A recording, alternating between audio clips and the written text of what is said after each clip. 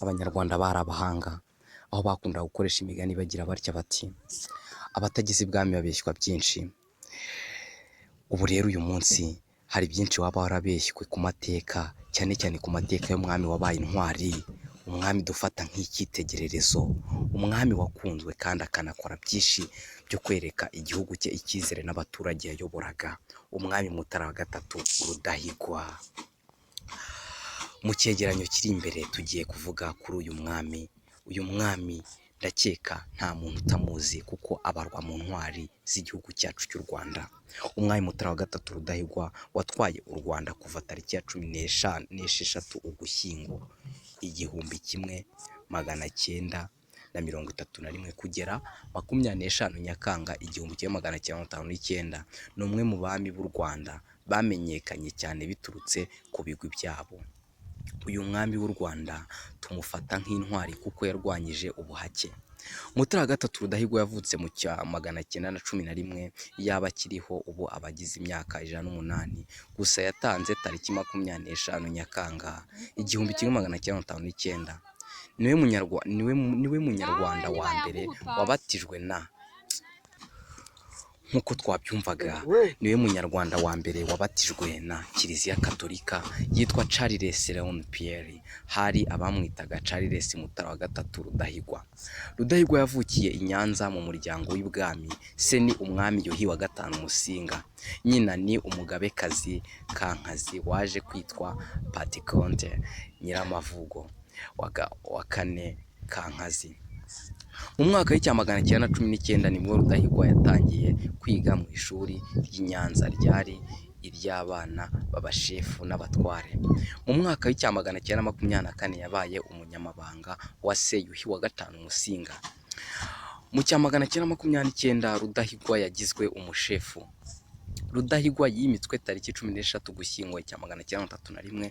Izina ry'umwami yitwa Mutara wa gatatu Rudahigwa, gusa bamwe bamwitaga Charles Mutara wa gatatu Rudahigwa kuko yaje kubatizwa. Rudahigwa niwe munyarwanda wa mbere wabatijwe mu cya 1943 yitwaga Charles Léon Pierre. Se wa Rudahigwa yitwaga Yuhi Musinga yanze kuyoboka idini Gatolika.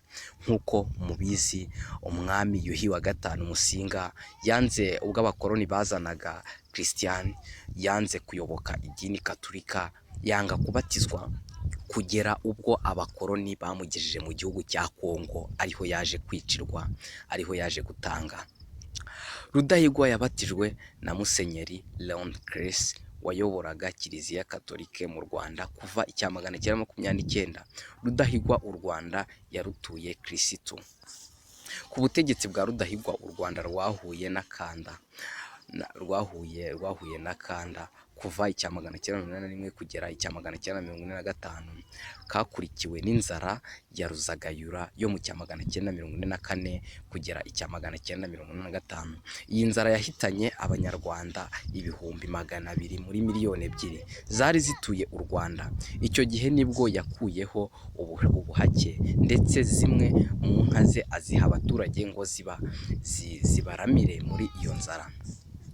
Uko yatanze tariki 24 Nyakanga 1959 Rudahigwa yageze Usumburu, ubu hitwa Bujumbura, Burundi, mu nama y'Ababiligi yari yatumiwejwe na Padiri André Brodini ku munsi wakurikiye tariki 25 Nyakanga 1959. Yagiye kureba umudogiteri w'Umubiligi mu bitaro. Rudahigwa yabanje kurwara umutwe ukomeye, abaganga baza kwemeza ko yaviriye imbere mu mutwe. Ntabwo higeze hasuzumwa umugogo we ngo hamenyekane icyateye urupfu rwe, kuko ariko nyina Kankazi yabyifuje. Rudahigwa amaze gutanga, hadutse inkuru ivuga ko yishwe n'abakoloni.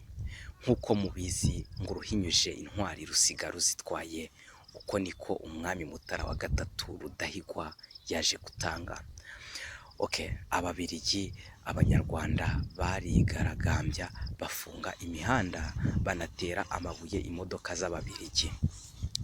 Hadutse urugerero bikaba ari byo byatumye ubuzima bwe bujya mu kaga, ndetse ko yari arwaye syphilis ativuje, ariko umuntu wari kumwe nawe yavuze ko ari akomeye, ari gukina tenisi.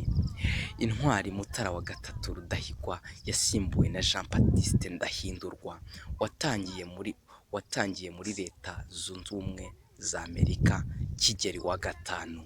Iyi nkuru murayikesha Imanishimwe Vincent, nabagezagaho amateka y'umwami Mutara wa gatatu Rudahigwa, umwami w'intwari, umwami wayoboye mu gihe igihugu cyari kiri mu bibazo, kiri no mu kaga k'inzara ikomeye ya Ruzagayura, ariko uyu mwami yafashije abaturage be kandi agerageza gufata igihugu cye.